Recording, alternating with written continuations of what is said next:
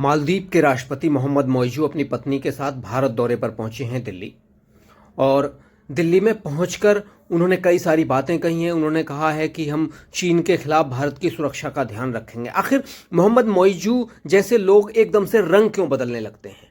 अभी कुछ दिन पहले मोहम्मद मोइजू और इनके मंत्री भारत के लोगों को गालियां दे रहे थे, भारत के लोगों को भला बुरा कह रहे थे। मोहम्मद मोइजू ने खुद भारत आउट कैंपेन चलाई, जो भारत मालदीव के लिए हर तरह से दान से लेके तमाम चीज़ें वहाँ हेल्प करता है, उसी भारत को लेकर उल्टा सीधा कहा गया। आप सबको याद होगा कि मोहम्मद मोइजू सबसे पहले भारत की यात्रा पर ना आकर तुर्की की यात्रा पर गए और फिर तुर्की की यात्रा के बाद चीन की यात्रा पर गए। तो चीन की यात्रा में मोहम्मद मोइजू का बड़ा भव्य स्वागत किया गया था। तो मोहम्मद मोइजू को लगा कि नहीं, चीन तो हमारा दोस्त हो गया है बहुत अच्छे से। और चीन ने फिर देखा कि क्या है, तो चीन ने इनको बहुत ज़्यादा ऋण और तमाम चीज़ों से कोई इनको फ़ायदा नहीं हुआ। वैसे ही तुर्की में गए तो तुर्की में भी यही हालात हुए इनके। अब हालात ये हैं कि जो मालदीव है, मालदीव का बुरा हाल हो गया है। मालदीव का इतना बुरा हाल हो गया है कि मालदीव का विदेशी मुद्रा भंडार लगभग 40 करोड़ डॉलर ही रह गया है, जिससे सिर्फ 1.5 महीने का ही खर्चा चलाया जा सकता है। मालदीव का पर्यटन क्षेत्र बेहद घाटे में है, जबकि टूरिज्म को मालदीव की अर्थव्यवस्था की रीढ़ की हड्डी कहा जाता है। क्यों कहा जाता है रीढ़ की हड्डी? क्योंकि इसी से ही करीब कहा जाता है कि 30 से 35% तक अर्थव्यवस्था उनकी चलती है। लेकिन मोहम्मद मोइजू का बुरा हाल हो गया है और अब भारत, ऐसा कहा जाए कि अनुदान मांगने के लिए और ऋण की, जो भारत ने जो ऋण दिया है उसकी किस्तों को आगे बढ़ाने के लिए बात करने के लिए वो भारत आए हैं। और भारत में आकर उन्होंने बहुत सारी भारत के प्रति अच्छी बातें कही हैं। अब आकर ये पहली बार हो रहा है ऐसा। तो 4 महीने में वो दूसरी बार भारत आ गए हैं। ऐसे में कई सवाल उठ रहे हैं कि इंडिया आउट का नारा देने वाले मोइजू बार बार भारत क्यों आ रहे हैं।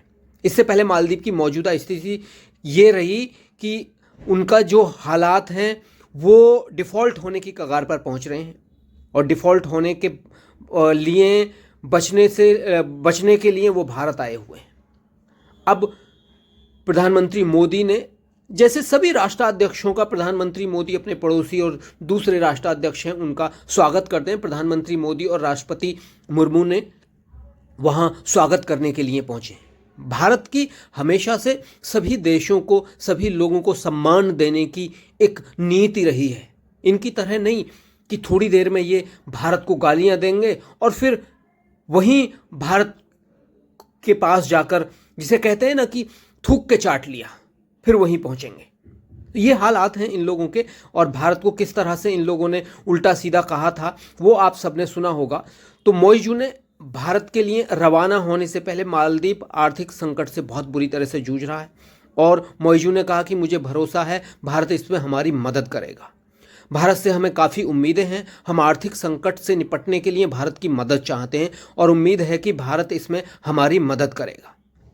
बता दें कि भारत की यात्रा इनकी 10 तारीख तक चलने वाली है। देखिए, भारत सबकी मदद कर रहा है। श्रीलंका को किस तरह से निकाला भारत ने, वो कितने बुरे हालात में पहुंच गया था। भारत सबकी हेल्प करता है एक बड़े भाई की तरह। लेकिन ये देखिए, मालदीव की जो पॉपुलेशन है करीब 5 लाख है और करीब 1200 समुद्र में जो द्वीप हैं उनमें बसा हुआ है मालदीव। और मालदीव सुरक्षा, भौगोलिक दृष्टि से, भोजन से लेके और तमाम जो स्वास्थ्य की चीज़ हैं, चिकित्सा की चीज़ हैं, वो सारी उन पर भारत के ऊपर डिपेंड है ये। लेकिन भारत हमेशा हेल्प करता रहा। भारत ने अपने वहाँ हेलीकॉप्टर भी रख दिए कि अगर इमरजेंसी के लिए, कि इमरजेंसी में किसी मरीज को तुरंत भारत, क्योंकि वहाँ चिकित्सा सुविधा इतनी अच्छी नहीं है, तो भारत लाके इलाज किया जाता है। लेकिन मोहम्मद मोइजू ने उन जो हमारे आर्मी ऑफिसर थे वहाँ उनको भगा दिया एक तरह से। और अब वही मोइजू यहाँ भारत आकर अब मदद मांगने की बात कर रहे हैं। मालदीव की वैसे बात जब हम करते हैं तो मालदीव को 1965 में आज़ादी मिली। मालदीव को आज़ादी मिलने के बाद भारत उन देशों में शामिल था जिन्होंने उसके साथ राजनयिक संबंध स्थापित किए। ये जग जाहिर है कि मालदीव का टूरिज्म सेक्टर काफ़ी हद तक भारतीय सैलानियों पर टिका हुआ है। हर साल बड़ी संख्या में भारतीय सैलानी घूमने फिरने के लिए मालदीव का रुख करते हैं। लेकिन अब की बार भारतीय जो सैलानी है वो बहुत कम जा रहे हैं। जैसे इनके मंत्रियों ने भारतीयों को गालियां दी तो भारत के जो लोग हैं उन्होंने अपनी जो फ्लाइट थी वो तक कैंसिल कर दी थी उस वक्त, और भारत के लोगों ने वहां जाना बंद कर दिया एक तरह से।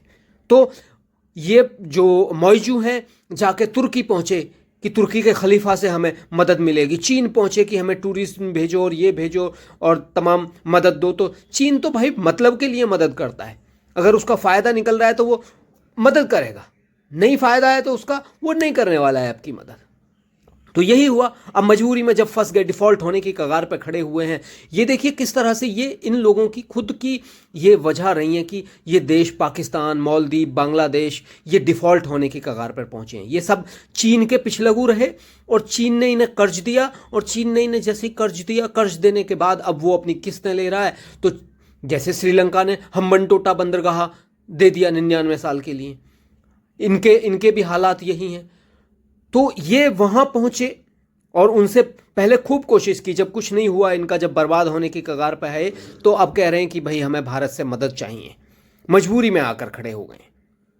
अब इनका और क्या है, टूरिज्म सेक्टर के साथ भारत के लोग अब वहाँ बहुत कम जा रहे हैं। हमारे यहाँ भी जो हमारे समुद्री द्वीप हैं वो बहुत सुंदर हैं, और वहाँ जाकर हमारे जो टूरिस्ट हैं भारत के अलग अलग कोने से वहाँ जाकर अपना समय बिता रहे हैं, वहाँ जाकर घूम रहे हैं। तो मालदीव जाने का जो प्लान है बहुत सारे भारतीय लोगों ने बंद कर दिया है। इस वजह से भी मालदीव के बुरे हालात हुए हैं। और यही नहीं कि भारत के जो अगली चीज़ें हैं उसमें डिफेंस सेक्टर भी बहुत महत्वपूर्ण है। इसके अलावा जो डिफेंस सिक्योरिटी सेक्टर में भी 1988 में भारत मालदीव सहयोग दे रहा है। 1916 में इस संबंध में एक एग्रीमेंट हुआ था जिससे इसे बढ़ावा मिला है। विदेश मंत्रालय के मुताबिक मालदीवियन नेशनल डिफेंस फोर्स की डिफेंस ट्रेनिंग ज़रूरतों के लिए 70% सामान भारत मुहैया कराता है। बीते एक दशक में भारत ने MNDF के 1500 से ज़्यादा सैनिकों को प्रशिक्षित किया है। सब कुछ करने के बाद ये जो मौजू है ये भारत को गाली देके वहाँ सत्ता में आए और वहाँ कट्टरपंथीता फैलाने की कोशिश की इन्होंने, भारत को गाली देके कि भारत ये है वो है। लेकिन मजबूरी यही है कि अब फिर से ये भारत के पास आ जाते हैं टट्टे चाटने के लिए। अब भारत हर तरह से इनकी मदद कर रहा है। अब हम देखते हैं कि इंफ्रास्ट्रक्चर में किस तरह से भारत मालदीव में मदद कर रहा है। मालदीव के इंफ्रास्ट्रक्चर डेवलपमेंट में भारत की बड़ी भूमिका है। मालदीव के कई बड़े एयरपोर्ट को तैयार करने में भारत की भूमिका रही है। मालदीव का ग्रेटर माले कनेक्टिविटी प्रोजेक्ट इसका सबसे बड़ा उदाहरण है। इस प्रोजेक्ट के तहत 6.74 किलोमीटर लंबा ब्रिज मालदीव की राजधानी माले को उससे जुड़े द्वीपों विलिंगली, गुलीफालहू और तिलाफुंशी से जोड़ेगा। भारत ने इस प्रोजेक्ट के लिए $50 करोड़ की राशि भी दी है। अब यही नहीं, और भी बहुत सारे सेक्टर हैं, जैसे हेल्थ केयर है। हेल्थ केयर में तो पूरी तरह से ये भारत पे डिपेंड है। तो भारत हमेशा इनकी हेल्प करता है। डिपेंड होना ये नहीं कि भारत कोई पॉलिटिकली चीज़ों को रोकने के लिए, अगर वो चाहता, जिस तरह से मौजू और वहाँ के जो कुछ मंत्री हैं उन्होंने भारत के खिलाफ जहर उगला, तो भारत चाहता तो वो रोक सकता था कुछ चीज़ों को, लेकिन भारत ने नहीं। मानवता के तहत भारत हमेशा मदद करता रहा इनकी। तो मालदीव में इंदिरा गांधी मेमोरियल हॉस्पिटल के विकास के लिए 52 करोड़ रुपए भारत ने दिए। इसके अलावा एक अत्याधुनिक कैंसर अस्पताल तैयार करने में भी भारत की भूमिका है। यही नहीं, शिक्षा सेक्टर की बात करें तो भारत ने मालदीव में 1996 में टेक्नोलॉजी एजुकेशन इंस्टीट्यूट को खड़ा करने में भी मदद की। भारत ने मालदीव के शिक्षकों और युवाओं को प्रशिक्षित करने के लिए एक विशेष प्रोग्राम भी शुरू किया है। भारत की मदद से मालदीव में $53 लाख का वोकेशनल ट्रेनिंग प्रोजेक्ट शुरू हुआ है। अर्थव्यवस्था और ट्रेड की जब हम बात करते हैं तो साल 2014 में प्रधानमंत्री नरेंद्र मोदी के पदभार संभालने के बाद से भारत और मालदीव के बीच व्यापार 4 गुना बढ़ा है। इससे आप अंदाजा लगाइए कि भारत किस तरह से इनके साथ व्यापार कर रहा है। 2022 में दोनों मुल्कों के बीच व्यापार $50 करोड़ था, जबकि इससे पहले 2014 में ये सिर्फ $17 करोड़ ही था। लेकिन अब बात करते हैं, मुख्य जो मुद्दा है वो टूरिस्ट की। तो टूरिज्म जो है, मालदीव की अर्थव्यवस्था पूरी तरह से टूरिज्म पर डिपेंड है। मालदीव की अर्थव्यवस्था कई मायनों पर भारत पर निर्भर है। मालदीव का रुख करने वाले सैलानियों में भारतीयों की संख्या हर साल सबसे ज्यादा होती है, लेकिन पीएम मोदी पर आपत्तिजनक टिप्पणी होने के बाद दोनों मुल्कों के रिश्तों में जो तलखी आई है, उसके बाद भारतीय सैलानियों ने मालदीव का बहिष्कार करना शुरू कर दिया, जिससे मालदीव की अर्थव्यवस्था डगमगाने लगी है। लेकिन अब मौजू को समझ आ गया है कि भारत उसके लिए काफ़ी अहमियत रखता है, सिर्फ टूरिज्म सेक्टर के लिए नहीं बल्कि इंफ्रास्ट्रक्चर डेवलपमेंट और इलाज के लिए भी मालदीव पर निर्भर है। लेकिन जो मौजू के फैसले थे, आज वो मौजू पे खुद भारी पड़ रहे हैं। मालदीव के राष्ट्रपति अमन राष्ट्रपति पद की शपथ लेने के बाद सबसे पहले भारत का दौरा करते हैं, लेकिन मौजू ने भारत की तुलना में चीन और तुर्की को अधिक तरजीह दी। वह जनवरी में तुर्की गए, इसके बाद उन्होंने चीन का दौरा किया। इंडिया आउट के नारे के साथ सत्ता में आए मौजू ने मालदीव में सरकार बनते ही कहा था कि भारत को मालदीव से अपने सभी सैनिकों को तुरंत बुलाना चाहिए। यहाँ तक कि चीनी रिसर्च शिप जियांग यांग 3 होंग को भी अपने पोर्ट पर आने की अनुमति दे दी, जिससे भारत काफ़ी नाराज हुआ था। भारत का नाराज होना काफ़ी जायज़ था, क्योंकि वहाँ वो ऐसी इंफॉर्मेशन ले सकता है और ली भी होगी उसने, जो भारत की पनडुब्बियों और जहाज़ों के लिए खतरा हो सकती है। लेकिन अब जब भारत आए हैं तो ये कहा है मालदीव के प्रेसिडेंट ने कि हम भारत की सुरक्षा का पूरी तरह से ख्याल रखेंगे।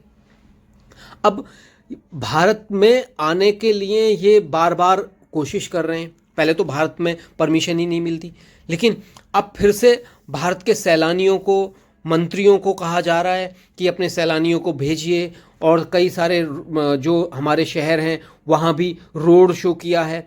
प्रधानमंत्री मोदी जब लक्षद्वीप दौरे पर गए थे तो सब आपको याद होगा कि किस तरह से इन लोगों ने उल्टी सीधी बातें की थी। अब ये मौजू खुद देखिए, भारत सबका सम्मान करता है। भारत ने किस तरह से देखिए गार्ड ऑफ ऑनर दिया है, किस तरह से सम्मान दिया जा रहा है। भारत के प्रधानमंत्री नरेंद्र मोदी, भारत की महामहिम राष्ट्रपति मौजू के साथ हैं वहाँ, और इनको गार्ड ऑफ ऑनर दिया है शानदार तरीके से। तो भारत सबका सम्मान करता है। लेकिन ये जो कट्टरपंथी है ना, इनकी कट्टरपंथी की जो सोच है ना, ये आसानी से बदलती नहीं है। और ये लोग जो हैं, ये अपनी ना वो दिखा देते हैं। इनके साथ आप कितना ही भी उपकार कर दो, ये उसको टाइम पे नकार देंगे।